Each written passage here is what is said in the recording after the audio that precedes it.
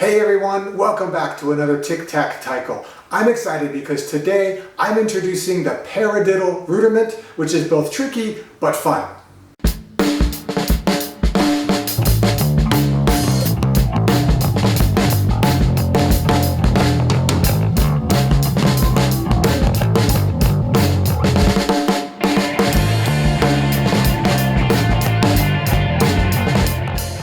The paradiddle is really common as a Western percussion rudiment.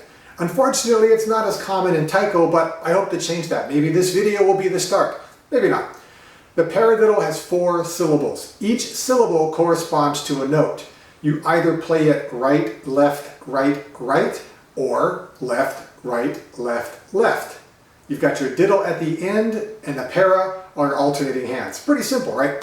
The really cool thing about the paradiddle is that every time you play it, you're alternating hands. So if you start with the right, it would go right, left, left, right, left, etc., etc. It's kind of like combining the triplet, which lets you alternate hands each time, and the diddle, which has your double stroke, and then you squish them together and you come up with paradiddle.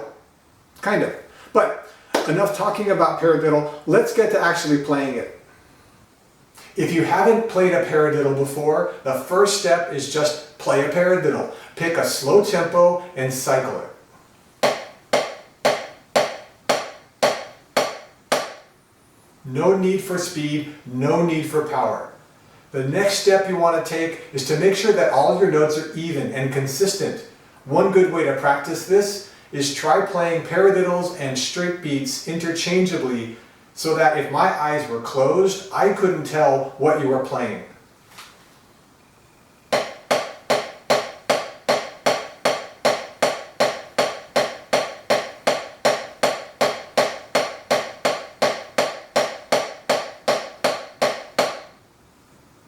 At this point, you have everything you need to work on the paradiddle. But if you want to take this to the next level, you can start adding accents. So the paradiddle has 4 notes. You can pick any one of those notes to accent, and depending on which one you pick, you'll have a different difficulty. So let's start with the first note, the pair of the paradiddle.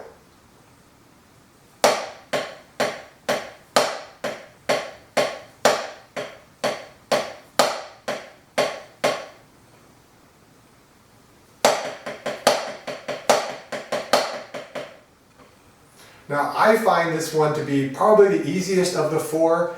You're always starting with a new hand. It's more intuitive because it's starting a new pattern. Not a lot to say about this one. Now we go from the easiest accent to the hardest accent, the second note, or the ra of the paradiddle.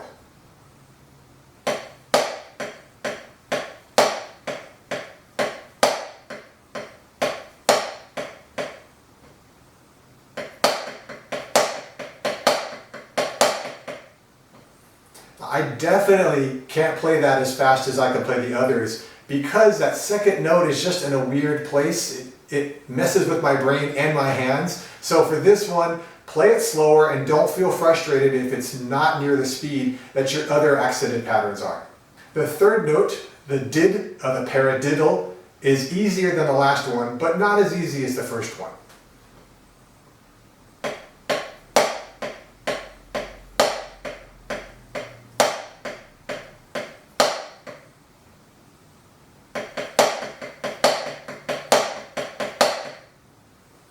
I find that because it's the beginning of those first 2 hits, it's going to be a lot easier than the next accent, which is the second of the 2 hits.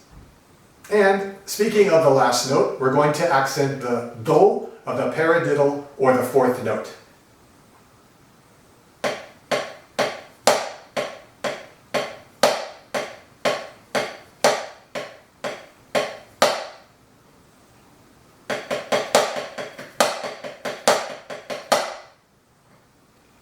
Now, you don't have to accent that as loud as I did. This is just what I'm doing. You will find that when you take this version a little faster, it becomes way harder than you expect, because trying to get that second note on a diddle louder is actually pretty tricky. You'll see what I mean if you try it. Hey, I'm interrupting myself to say if you like this video, let me know with a thumbs up. Liking videos helps me know what people want to see more of in the future. And if you haven't subscribed yet, why not hit that subscribe button? It makes my day. So, back to Paradiddles. Two other combinations or accents that I want to show you is where you accent either the first half or the second half. So let's start by accenting the para of the paradiddle.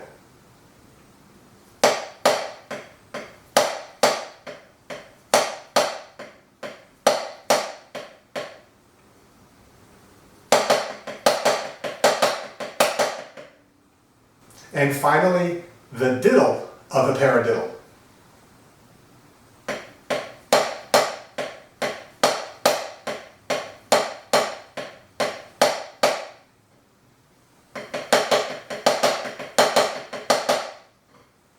For any rudiment, any pattern, I have what I call the tempo ceiling, which is the tempo where your hands just stop cooperating.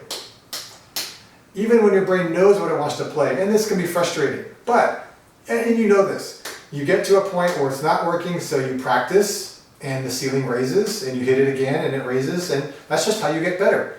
With the paradiddle, especially if you're new to paradiddles, you may find that ceiling is a lot lower than you'd like, and then you're hitting it early.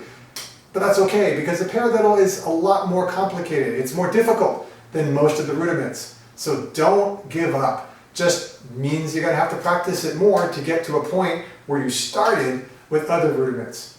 When I first learned how to do a paradiddle, it was around my third year of Taiko. And my tempo was maybe something around there. And that was it. My tempo ceiling hit, and I was frustrated.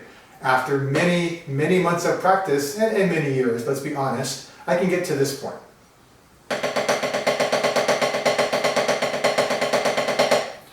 But if I had given up and hit that ceiling and gone, I suck, I would have never gotten better. So don't give up. Practice, especially when it's difficult. Practice even more.